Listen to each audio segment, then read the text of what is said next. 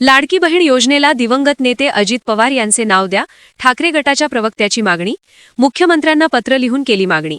महिला सक्षमीकरण आणि योजनांमध्ये दादांचे विशेष कार्य असल्याने अजितदादांचे नाव लाडकी बहीण योजनेला द्यावे, अशी मुख्यमंत्री देवेंद्र फडणवीस यांच्याकडे ठाकरेंच्या शिवसेनेचे प्रवक्ते तुषार रसाळ यांची मागणी. नमस्कार. काल महाराष्ट्रामध्ये एक अत्यंत दुःखद घटना घडली. वेळेचं भान असलेला, वेळ पाळणारा एक नेता वेळेआधीच निघून गेला आणि त्यांनी संपूर्ण महाराष्ट्राला पोरकं केलं.